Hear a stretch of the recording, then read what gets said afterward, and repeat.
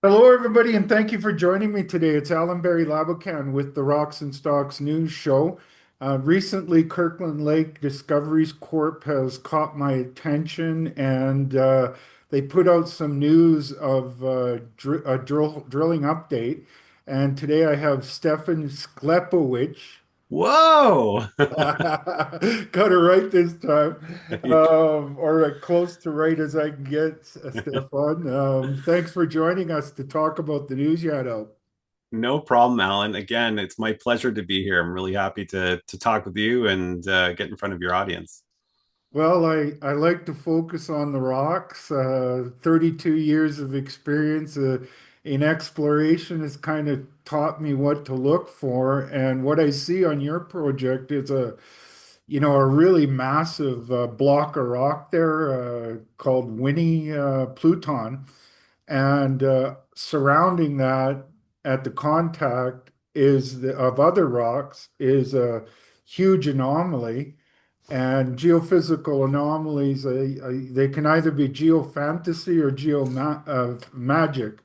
You got to have a drill hole that backs it up to make it magic.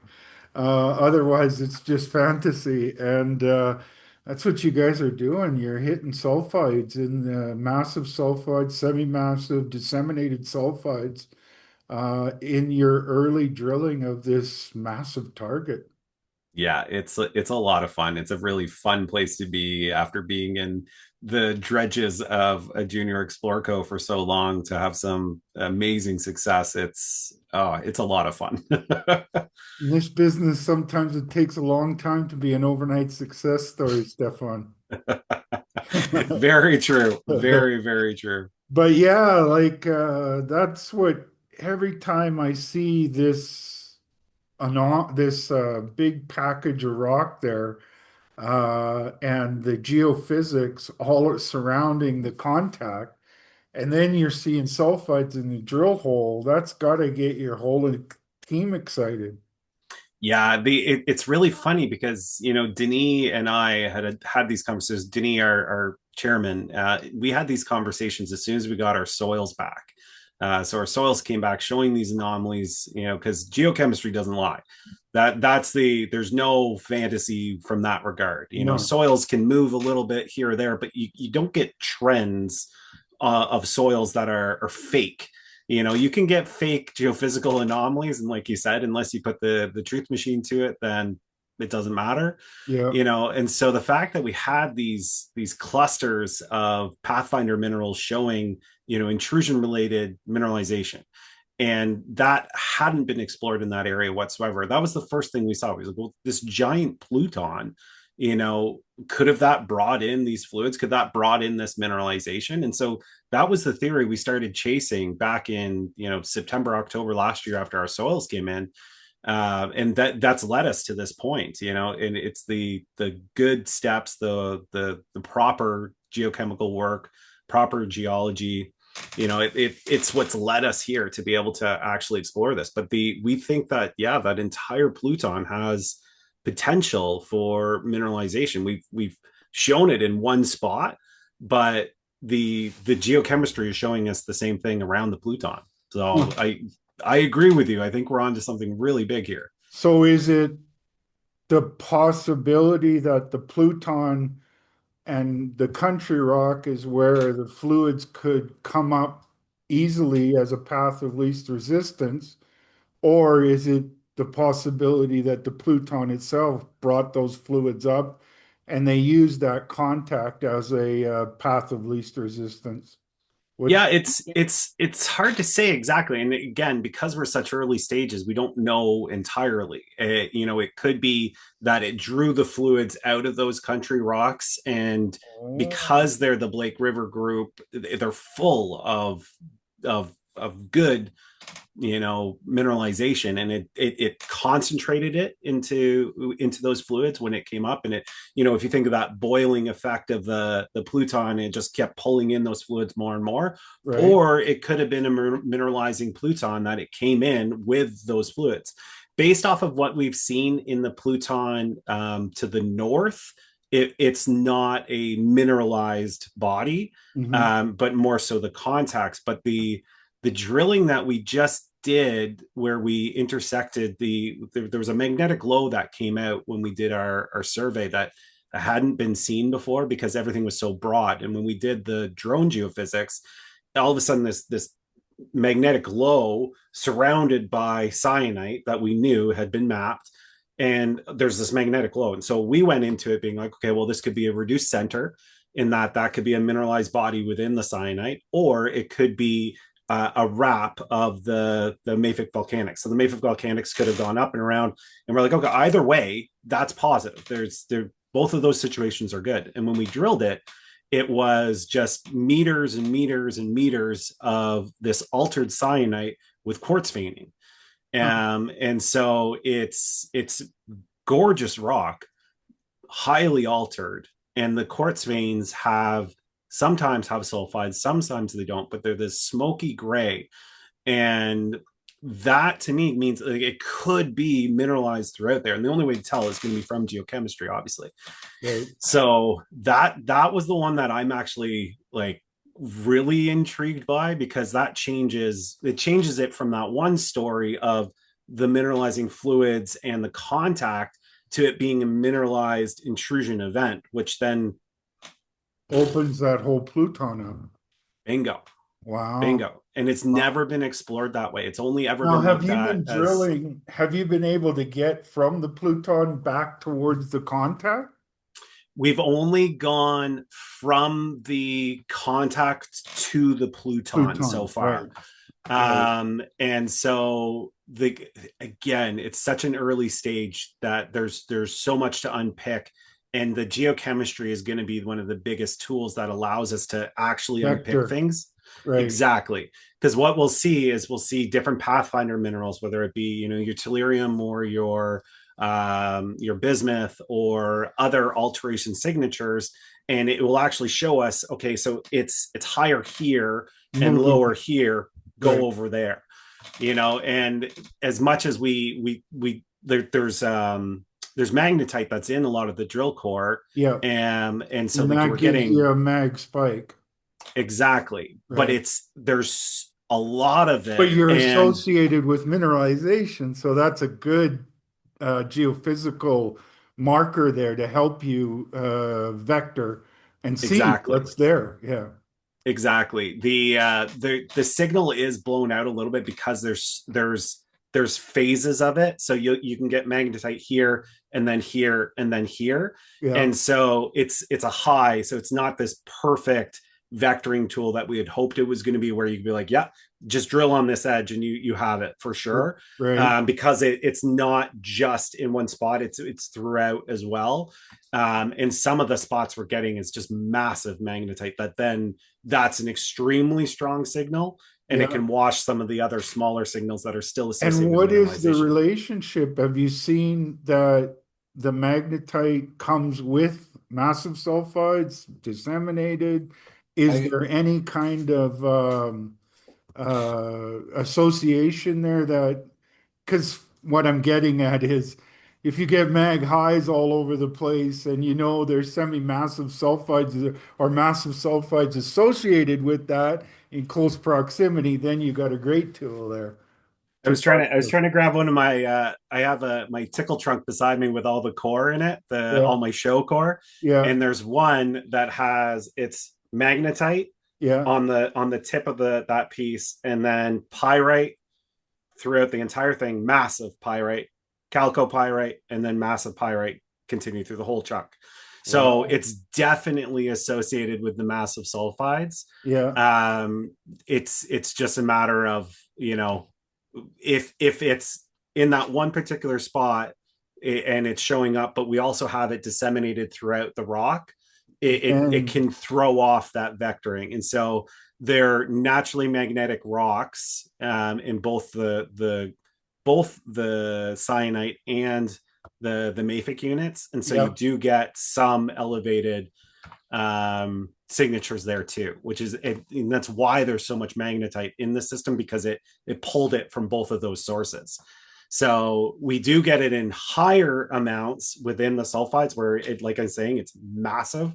Right. It's truly like a big magnet. It's crazy. Yes. Beautiful. Well, folks, what we're talking about here, and try to break it down for you a little bit, is geochemistry is like following the breadcrumbs towards what you're looking for, and geophysics. Sometimes they can be great tools, sometimes not so great tools. Basically, to figure out if it's a great tool, you want to put a drill hole in there. And if it's coincident with that, what you see in the drill hole and the geochemistry, now you've got layers of breadcrumbs to chase what you're looking for. Exactly. And so that's what we're talking about here as far as we're looking for geological breadcrumbs. And geophysics can be great. Like we're talking about something here, magnetite. It's like a big magnet. And if you run a survey over it, now if it's just magnetite, well, you're out of luck. But if it's magnetite that's associated with sulfides and you're looking for a sulfide system, well, now you got the potential for magic instead of Exactly. tragic. And the reason why that's so important is, in that one spot, the reason why we were drawn to it was a magnetic high connected to a magnetic low, because what we're noticing is the sulfides in the rocks are magnetic lows. The magnetite is extremely high. Right beside it is reduced. There's no magnetics associated with it, and so you get this beautiful contrast. Yeah. And around that Pluton, we see that repeated pattern where we have that mag high pillowed with a mag low. Yeah, I The think I saw you got a one collar and you got holes going through a mag high and I think another hole going through a mag low.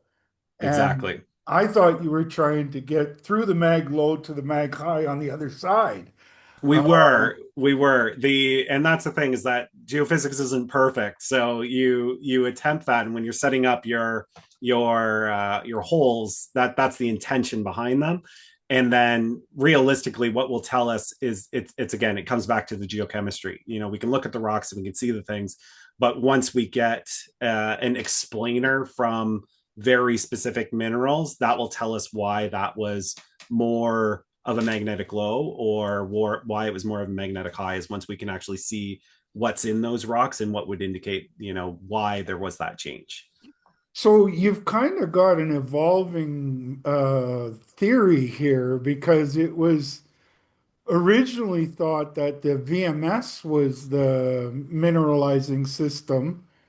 Um, I'm not sure if you've completely out thrown that out yet because those VMS, those volcanic or those volcanoes, they can follow a path of least resistance too. So, and then you've got, well, is it intrusion related? So is it, are the fluids making their way up between the country rock and the The intrusion. Pluton, or is it the Pluton that's bringing it in?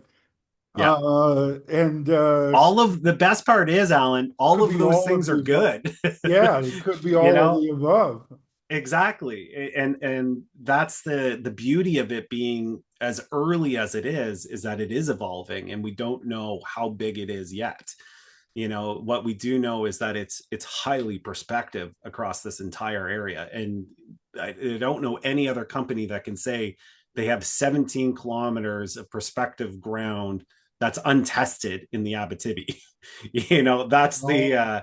that's the draw, and I think that's why we're getting so many people paying attention, because it's like, okay, it's not only a good starting point, it's the potential for this to grow into multiple deposits around this thing is high. And you That's could the have exciting part. hybrid situations like Eskay Creek, for example. It's called the VMS, but it's overprint with epithermal veins. Yeah, And that was one of exactly. the greatest high-grade gold mines in Canadian history. And so now you're in another place where you got these real old rocks, the Abitibi Greenstone Belt, and you've got this huge plutons, and all around it you've got geophysical anomalies, and you've got the potential that the fluids could have come up along the edge of that, which is phenomenal because you've got Yeah, such a large area. The Pluton itself could have been pumping the fluids into that big anomaly as well, or you could have VMS systems coming up that path of least resistance as well. So you never know, you might get a magical spot there where you got multiple, the two hybrid kind of situation. exactly. Well, the and that was what we started with. We started with remobilized VMS was the thought process. The VMS deposited on the ocean floor, and when that intrusion came in, it pushed them to the edges. It pushed it to that boundary with the extra heat and everything else, and that's where we started. But the fluids that's in the rocks we're looking at is what's taking us away from that VMS. It could be like you said, that it was a VMS imprint, and then we have the fluids that come in afterwards and move things around. And there's certainly evidence of multiple stages of mineralization and multiple events that are different, and that's a good thing. You Yeah, ask any folks. geologist, it's like, do you want one mineralizing event or 10? And they'll tell Yeah. you. you Because, know folks, when you're talking about a mineralizing event, you're talking about periods where the fluids have, with the metals in them, have come up into the rocks near the surface. And if that process has happened over and over and over again, each time you could be bringing metals into the system. And this has a way of juicing up the system with high grade.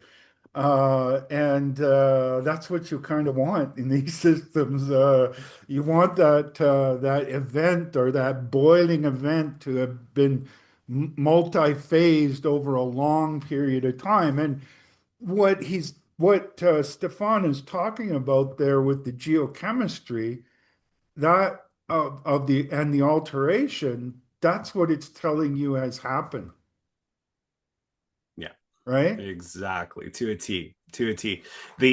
And like the guys are, like Mike Kilborn has been a geologist for 50 plus years. He's logged kilometers of core from the Abitibi. And so it's always beneficial because he looks at a rock and goes, I've seen this here. I've Yeah. seen this here. This mine was this. And so it's very cool for us to have that expertise in that layer, because he can look at something and go, oh, this is really interesting.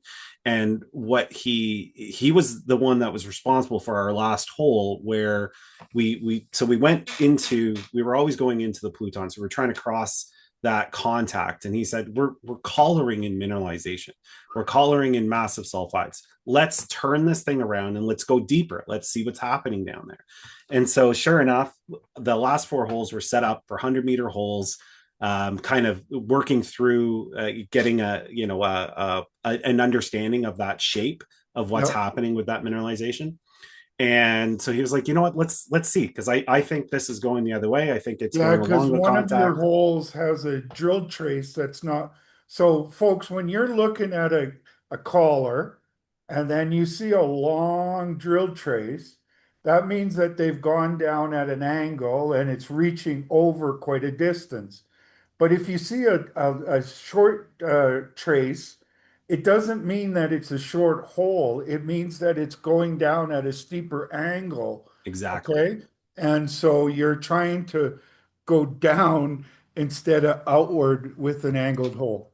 Exactly. Yeah. And so all the other holes were at 45s Yeah, towards the Pluton. got And it. then this one was at 75. So And almost so vertical. Right. almost vertical. And the best part is that it finished in mineralization. And that's also the worst part, because there's the unknown of how far did that go?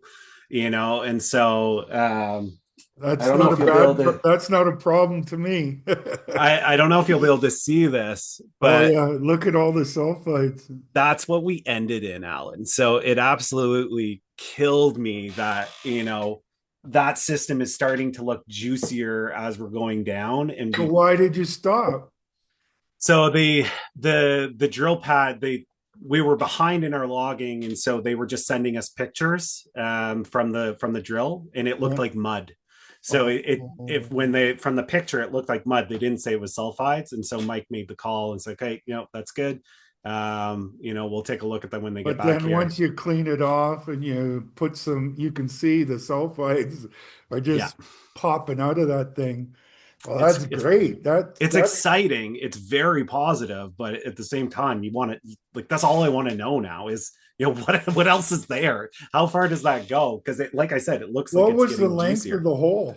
So that was 102 meters. So it started at 97.5 downhole that we started seeing that mineralization. But you also saw it at where you collared into it too, right? Yeah, it's not all the way through. Like we don't have 100 meters Okay. of juice But through the entire thing. you got sulfides up here and sulfides down there. Bingo. Exactly. And so with that type of system, that's again another reason that we're thinking it's not VMS. It seems to be coming from the fluids more so than something that the black smoker effect where it's and falling over. So that was the very exciting finding was okay, great at 97 meters we still have mineralization, to 102. It's open, which is cool, but frustrating because man, I want to know what's next. So it's like get the geochem done. We're doing a heli MT survey to get a 3D visual for the geophysics. Oh, Um, good. So that'll so give, so folks, there's certain kind of limits to geophysical surveys. Okay. Now, sometimes you want really sensitivity that gives you a picture of what's close to the surface. So you're looking for the regional targets, if you will. But once you've honed in and you said, okay, well, this is where we're most excited about, now you want to go in there with deeper penetrating geophysics that also give you higher resolution at depth. bingo. So initially you're trying to say, well, okay, here's our area of interest. Now you want to be able to see more of an X-ray, if you will, of the Exactly. magnetics of the ground of this below the surface, so that you could see. Like for example, when he's talking about there is it's almost like, bubbles coming off of a boiling pot of water. You could have got some bubbles here and you could get some bubbles down there, but the boiling water is over there. So you need to be able to have a tool, or the boiling could be right below and something else caused what's at the surface. Yeah. These are all really good problems to have, by the I know, right? way. So the goal with that MT survey is it should really highlight the contact everywhere, so we should get the contact at depth. With that, any other dense bodies are going to show up. So like to us, the MT survey is a fantastic tool. It's gonna penetrate to about a kilometer, which is great. That's deeper Perfect. than we're going to be drilling anytime soon. But it's kind of this beautiful hybrid. It's not a ground-based MT survey that would cost us, $1 million to cover a small section. This is going to be able to cover a very large section around that entire Pluton, with enough detail to help us influence our drill bit. So the one hole that we drilled to the northeast, that was our first test of That one of was the near the shaft, right? no, so away from No? the Okay. shaft, this was our first test of one of those magnetic high contacts. Okay. And it didn't work out the way we wanted to. We collared in cyanite, we were in cyanite the whole time, flipped the drill, and we're sitting at a gabbro, so it's like a mountain of gabbro at the one side, we're at the bottom of it, and we drill underneath it, thinking, okay, well then that's the other contact.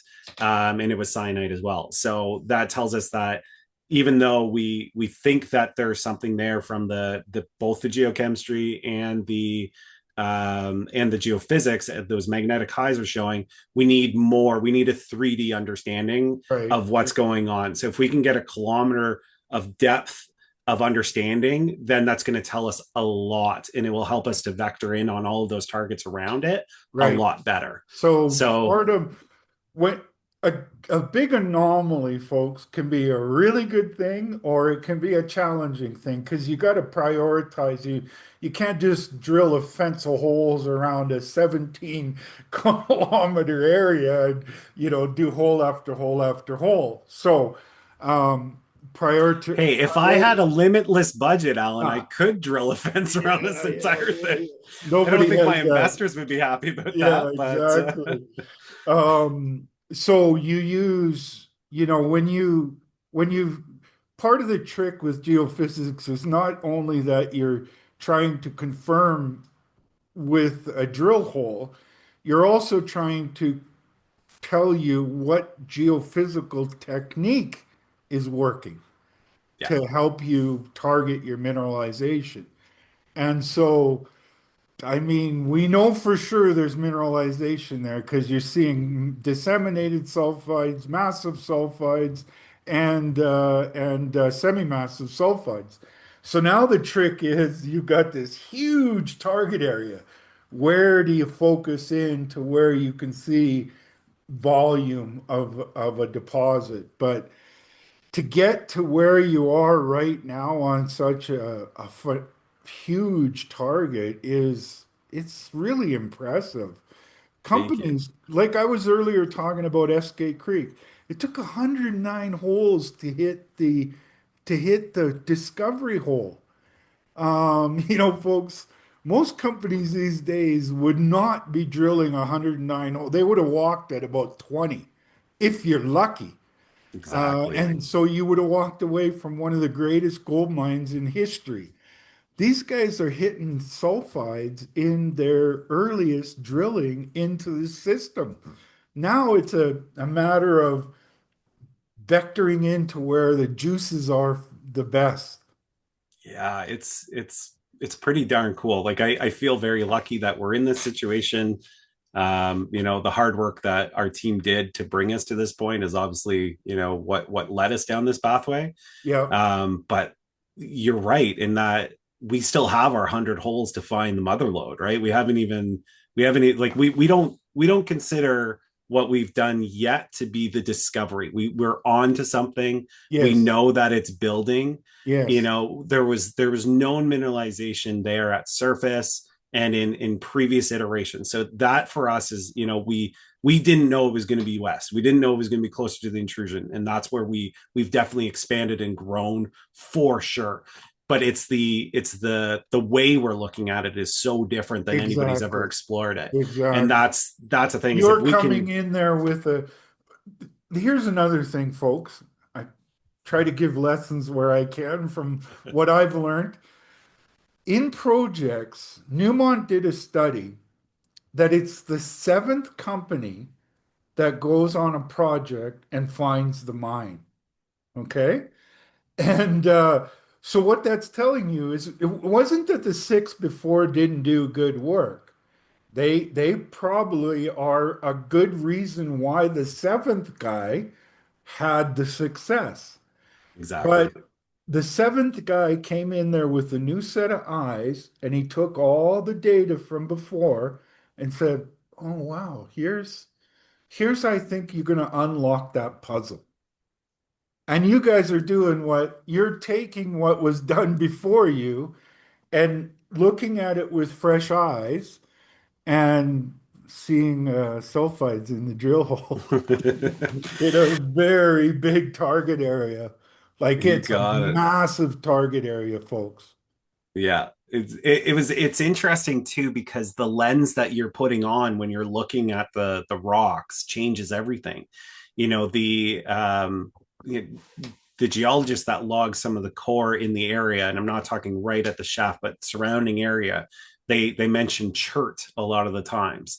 And what our guys are seeing is it's a silicified basalt. And so two very, very different Different things. And rocks. one is very much associated with the VMS, one is very much associated with the intrusion related system.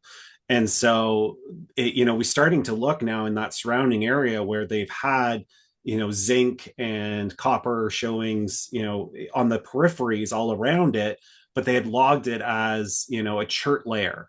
And we go, okay, well, if that chert layer is actually a silicified basalt, then that could have been, a vein coming off of this hydrothermal system that pushed it out there, right? And so it's opening up this entire area where you go, okay, well, if that was classified this way, and this was classified this way, and this was classified this way, and we change the lens, and these things are all actually connected, and it's just this one massive system, like it's very hard to fathom how big this could be, and I don't know if I'll be able to communicate that, but it's 17 Well, kilometers, that the horn mine. So the horn mine, the actual footprint of it, or Cumont, if you want to use, is less than 500 kilometers or 500 meters wide, and it pulled out so much rock from, I think it was close to 80 million tons by itself at 6 grams per ton gold, and it at the surface where it was that's horn 400 meters. in Ruin Noranda. oh, okay, got it. Yeah, so Cumont was in Ruin Noranda, just on Quebec side. So a half hour, 45-minute drive from our property is Cumont, is over there, and it was one of the longest running mines. It's actually being explored now in a different way, which will be interesting to see what happens there. But again, it's just this small footprint at surface, and it just goes down because it's huge, Wow. right? And so that's the thing, is that if each one of these little pods around this intrusion that we see as being a magnetic high at surface, it's like, what is that down? What is that if that deep plumbing brought this up and it goes down for a kilometer or two? Holy geez, like Well, how many tons? you know, I had the great pleasure to work with Bob Singh for 10 years before he became famous with Great Bear. And what Bob was always instilling in my mind was that you got to be really careful about previous work done. Rock can be classified incorrectly. Drill hole locations and the direction of the drill hole can be incorrect. Yep. And so, what he was always really anal about, it was to verify, like go out there and look for drill collar locations, look at the angle, make sure that what was the the not quality, but the accuracy of the data is crucially important in these when you're looking for this needle in a haystack or a haystack full of needles. Um, you need to really be precise, and you can't always guarantee. Like for example, a guy that's doing the logging, he could have been just out of university. And so he thinks, whereas your guy, maybe he's been there 30 years and he goes, oh, this is incorrect. This is incorrect. And that's what led to the Great Bear discovery. Bob Singh, I talked to him about it. He said that, Alan, these drill core collars were not where they were supposed to be. They were not modeled correctly. And he went in there with the fresh set of eyes and was really serious about the quality of that data. And the rest is history. What did they get bought out for? Like $1.9 billion or something like that. Like this is why you do this kind of work. And so the bigger Yeah. point is, So Alan, just to interject for a second, that the accuracy of that statement is huge, because we had the digital data from the Ontario survey. So we you can pull up all of the drill hole collar locations of every drill hole that's been drilled and filed for assessment credits. And almost every single one of those holes was in the wrong spot after being ground truth by our team. So that they would go oh, to, okay, it should be here. It's not there. It's 50 meters that way. 50 meters in a model is massive. insane. It's absolutely massive. But the way that they used to plot these things was based off of a Kirkland Lake um, coordinate system. And so it wasn't based off of a coordinate system that stretched the entire globe or even the entire province.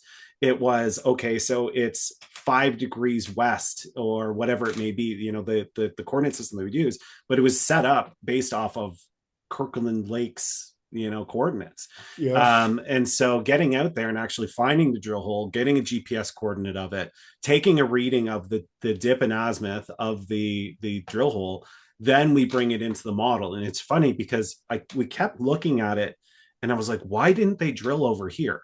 Like you look at it and you go, but it looks like it's going this way. It looks like, and I was like, there's no holes over here. I was like, it's closer to the intrusion. There's this big gap of drilling. Like, go there. Yeah. That it's got to be there. It looks like it's going that way. And you wonder, like, did they plot that and they had them in the wrong spot? If what they submitted to the OGS was where it was, or the multiple iterations where they would pull something from somebody, like you said, if you have 7 different companies and you have 7 different geos and 7 different techniques, we're the first company that goes, okay, let's take all 7, let's take all of these layers and let's get everything the exact same. So Drake's going through and changing all of the lithologies to match what we're using. So we go through the logs step by step, all of these handwritten logs, and pulling out, this is cyanite, this is sulphides, this is this chert is actually the silicified basalt. The next step will be, can we get the actual rocks and do some comparison? And that's one of the things that we're talking about is getting all of that core and relogging and potentially resampling in certain areas, You especially know, after we get our geochem. that, like, folks, Great Bear, there was 110,000 meters of drilling before Bob Singh went in there and reanalyzed all the quality of the data. And they found a big deposit after A big deposit. 110,000 meters of drill. I'm not, or maybe it was 110 holes. I can't remember, but It there was a was a lot lot of of drilling. drilling on a Yeah, project that they went out there and found multi-million ounces. And so this work that they're talking about is really important. And, another reason that I bring that example up is I knew Bob Singh before he was famous. Um, and everybody talks about how they all have great people, but actions speak louder than words, folks. And the actions that a company takes, like what Stefan is talking about and Bob Singh did before he was world famous, that tells you the quality of the work that's being done, and that really tells you how good the team is. Everybody says they have a good team, but actions speak louder than words. And what Stefan is talking about there is really being serious about the quality of the data and not just taking for granted that it was accurate what they were doing before. exactly. Yeah. And so what I, an hour. Oh, there I go. I got it back. I hit the wrong button. Sorry about that. Oh, no worries. So when I started in the industry, I started with Gold Spot Discoveries, who they basically did um, Oh, machine learning on geological data to predict, whether it be mineralization or potential or prospectivity. And one of the things that hammered home the hardest was how often the data was not inputted correctly. And exactly. so for me, that's something that I've always talked about, where it's like, okay, does this make sense? Did you put it in properly? Did you look at all those different things to make sure that all of those layers are the way that they're supposed to be?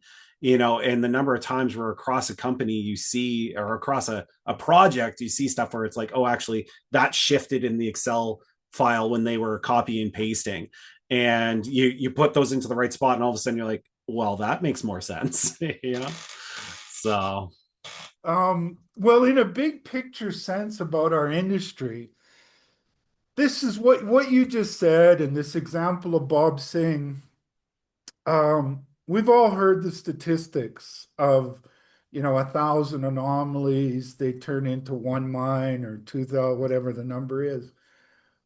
And I think that that's misleading because if you are, putting in bad data and you don't really know if that's a prospect or a suspect.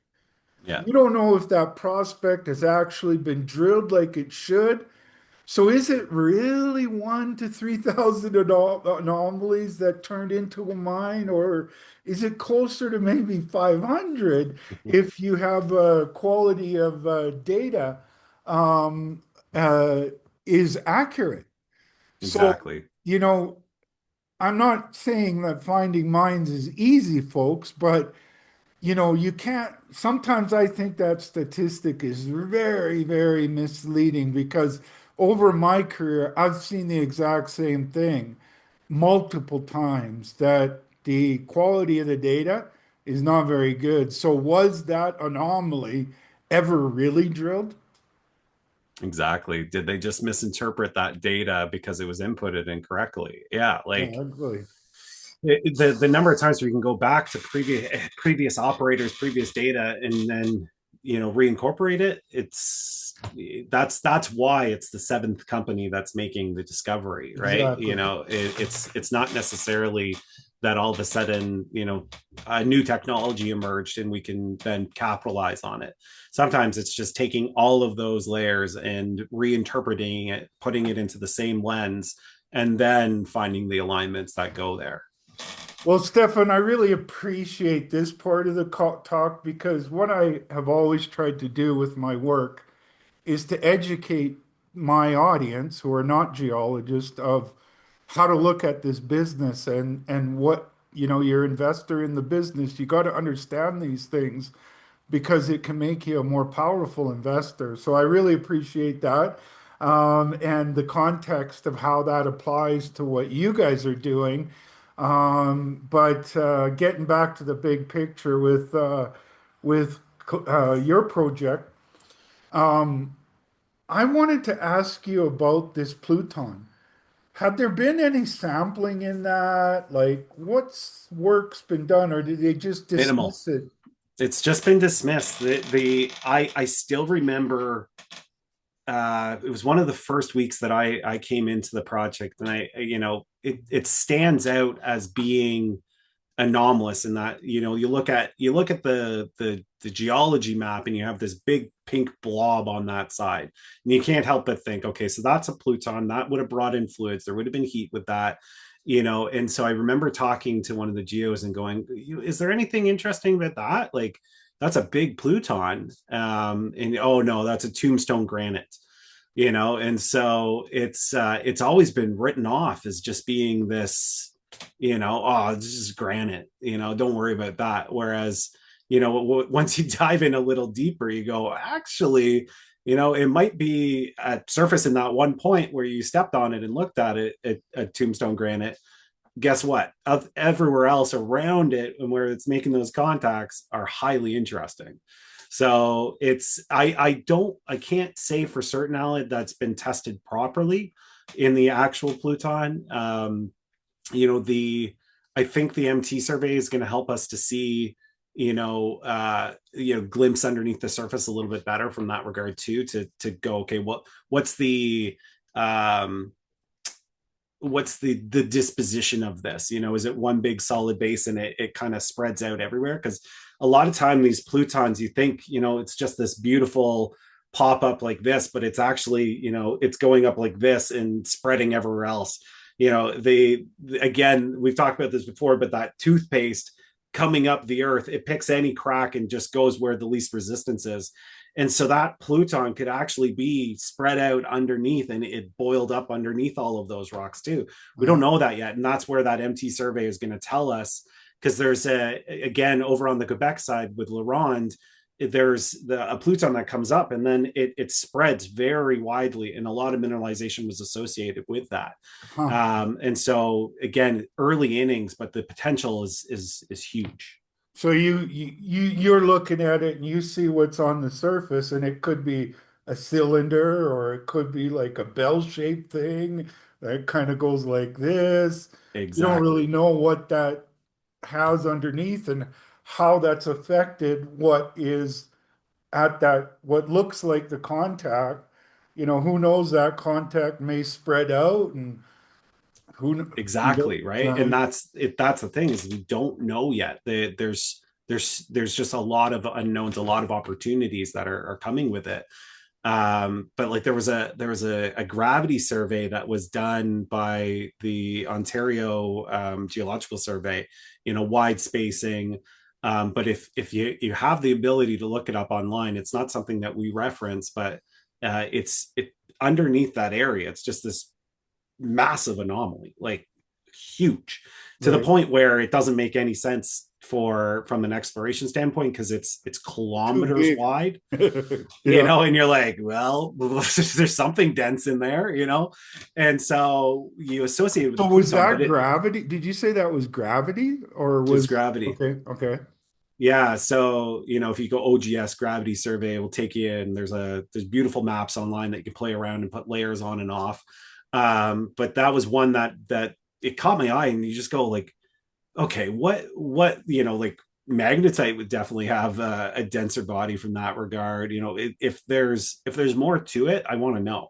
And so the again, early stages, lots of opportunity, lots of different hypotheses floating around at this point in time, until we do more drilling, until we get more geochemistry, we Geophysics. don't know. Yeah, Yeah. the geophysics, exactly. All of those things are going to tell us, you're right here, you were off by a little bit here, you're way wrong over here, but man, this is open, this is really good.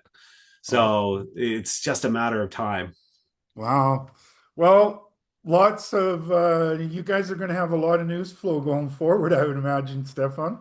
Yeah, And it's gonna be folks, nonstop. each piece of this work that they're doing, it's not just about drill holes and the grades and the sulfides. It's the alteration around it, the geochemistry, the geophysics. At the end of the day, they've got something that has caused this sulfide mineralization, and now they got to figure it out because it could be just massive. And Yeah. that's based on what they know already. And so they're fine tuning the machine, if you will. Well, So pay attention to all the tuning, is what I'm saying. putting out those visuals. A lot of people poo-poo it. They go, oh, what are you doing? You're just putting out stuff, you don't know what it is. And for me, it's an opportunity to communicate, and it clears me from an insider knowledge standpoint. And so I was able to buy on the open market this past week because I believe in the system. Yeah. And that puts it out to the rest of the community as well. And the number of calls that I've gotten from geologists being like, holy geez, like this isn't just a VMS. This isn't just sulfides. The rest of that system is wild. The fluids going through those rocks, the alteration of these Over and over. rocks. Yeah, yeah, yeah. So it's awesome being able to have that transparency, because again, that's something that's paramount for me. And I so think that getting the that attitude is old school, and the sooner this industry gets away from being old school and overly conservative, look, you're not guaranteeing that this is going to have X amount of grade. You're no, just showing your shareholders that you drilled into a sulfide system here, and here's what exactly. it's looking like. That's all you're telling them. These old time geologists that, they want to keep us in the dinosaur era, the fax machine era. We need as an industry to draw people in to the treasure hunting business that we're in. And you Yeah. can't do that by putting a news release out every 6 months that updates them on, especially when you're looking for a sulfide system and you're hitting it in the drill hole. Show it. I can't understand why these old timers want to stay in the dinosaur age. Yeah, I don't know if it's that concern or that fear that, you get all this hype from, oh, wow, those are pretty rocks. And then if the grade doesn't come back the way you expect, or Who whatever it may cares? be. Nobody's guaranteeing that that's going to kick. Yeah. You're just showing that we're looking for sulfides and And this we is what found you some. found. that's a problem in the industry with geologists. They're scared to be wrong. Yes. Oh my God, Alan, that is, oh, you've hit the nail on the head. And I was like, you know what? It's okay to take a risk and it's okay to be wrong once in a while. And especially with geology, it is complicated. If you think that you know everything and you think that You you predicted don't. perfectly, no, don't even like leave that at the door, Yes, and so if you can create a culture where it's like, yeah, no, this, it's safe to take these risks, and your head's not on the cutting block for making a mistake. It's like, I want to hear these ideas, like think outside the box, think differently, because the last 100 years these geos and prospectors have thought about it one way and they didn't find it, so we're doing it differently, we're finding something, let's keep doing that, think exactly. differently. And sometimes, folks, the shareholders might not want to hear this, but sometimes eliminating a target is as good as because it tells you, okay, you were one street over. Don't go down that street with more money. Yeah, Go over one street and drill there. And yeah, so, exactly, exactly. and maybe they're scared because they have a limited amount of targets, but in a target-rich project like this, eliminating targets, figuring out which ones are the juiciest ones, that's all part of the process, folks. And yeah, I'm tremendously excited. I don't own enough of this stock. I own some, but I don't own enough, Stefan. And keep up doing the great work. And we'll have more of these interviews along the way because I appreciate learning more about your company and more about your targets, but I also appreciate you taking the time to help my audience get educated on the exploration and treasure hunting process because that's what we need in this industry. We need more people getting involved and being exposed to the treasure hunting business because it's tremendously exciting. Not if you Yeah, wait every 6 months and you're scared to be wrong, but if you show what you're doing along the process, it's a hell of it's an fun. exciting business. Exactly, I've been at it exactly. 32 years and I'm not looking for the exit, folks. I'm still excited as I was when I got into the business in my 20s. I love the exploration business, but it's because I look at these things and I understand it, and I want more people to understand the treasure hunting business. No, you're doing good work, Alan. The number of people who speak highly of your show and Uh, what product you're bringing forward is, it's great. So there's a lot of interviews out there. I've done 3 today, and the quality of our talk, I have to say, is it's refreshing. well, 32 years of looking at rocks has kind of taught me a few things, and that's what I'm all about is the rocks. I'm not, it's rocks and stocks, but it's how you prioritize. It's always the rocks first for me, whereas most people, it's the stocks and a little bit of rocks. So Yeah, exactly, awesome, exactly. Stefan. Well, keep up the good work. Say hello to your team. Give them a congratulations from me I because I will. know how important what you've found is. Thank you. I appreciate that. And I will pass it along for sure. Awesome. On that note, everybody have a great day. Do your homework, speak with your financial advisors, go to their website. And another reason you want to go to their website is this company embraces digital marketing. They embrace the idea of bringing you into the process of treasure hunting. They do videos, they show you what they're doing along the way. And, if they're showing you what they're doing, they're liking what they're seeing, and take a look, is what I'm saying. Uh, you get the good with the bad with us, Alan. You get everything. There you go. The last episode we did, I walk through all of our holes. I pull out all the rock. I wash it down so you can see it. Talk it through. Man, it's so much fun. It's so much fun. You guys got a great project. You got a great attitude about using digital marketing. You got a great attitude about bringing people into the process. Disclosure. I love it. I wish more companies would do what you got. And I got a lot of time for you guys, Stefan. So have a great day, everybody, and we'll talk to you soon. Thanks, Alan.